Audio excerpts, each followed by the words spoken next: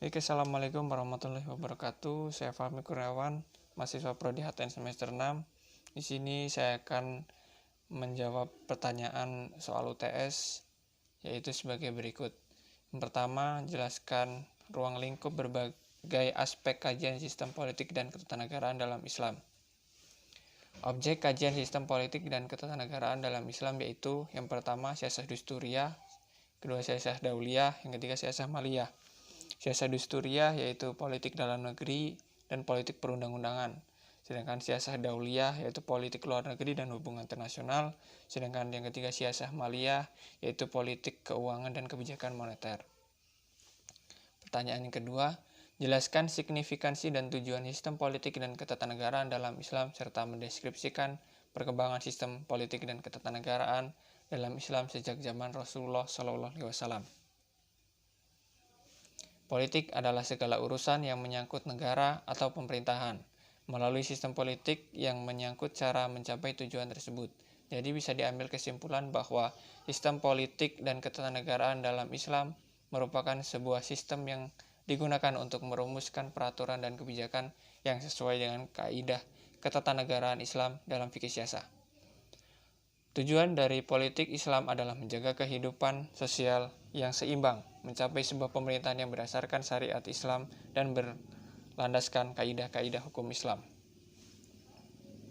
Perkembangan politik dan ketatanegaraan dalam Islam sejak zaman Rasulullah SAW. Dimulai sejak Rasul Muhammad SAW menerima wahyu dari Allah sebagai nabi dan pemimpin umat Islam. Sistem politik dan ketatanegaraan umat Islam terbagi menjadi beberapa fase sebagai berikut. Pertama, periode Rasul. Pada periode ini, kepemimpinan umat Islam dipimpin oleh Rasul langsung dan penetapan hukum oleh Allah sendiri melalui Nabi. Yang kedua, periode Khulafaur Rasyidin. Kepemimpinan pada masa ini dipimpin oleh khilafah yang dipilih secara aklamasi atau petunjuk Rasul, sedangkan penetapan hukum menggunakan Al-Quran dan hadis dan pendapat sahabat senior. Yang ketiga, periode Bani Umayyah. Pada masa ini, kepemimpinan umat Islam dipimpin oleh khalifah dan kepemimpinan seterusnya dipegang oleh keturunannya. Penetapan hukum melalui lembaga legislatif yang dibentuk oleh khalifah. Yang keempat, pada masa taklid dan jumud. Pada masa ini, kepemimpinan umat Islam terpecah menjadi kerajaan-kerajaan kecil, sehingga sistem pemerintahnya tidak diatur dengan pasti, tetapi secara umum hampir sama dengan pada masa Bani Umayyah. Yang selanjutnya, pada masa modern. Pada masa modern, sistem pemerintahan umat Islam dipegang oleh pemerintah yang berdaulat di wilayahnya dengan tetap mengedepankan pemimpin seperti Rasul dan Khulafaur Rasyidin. Pertanyaan ketiga, sebutkan dan jelaskan hadis Nabi tentang sumber praktik politik dalam Islam. Bismillahirrahmanirrahim. An Makil bin Yasir al-Muzani qala sami'tu Rasulullah sallallahu alaihi wasallam yaqulu min abdi yastar illahu ra'iyatu yamutu yauma yamutu wa huwa asulira hiyati illa haramallahi alaihi jahannam.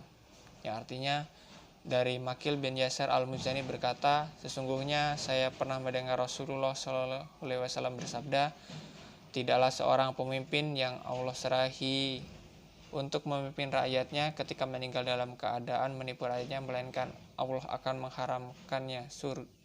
mengharamkan surga untuknya.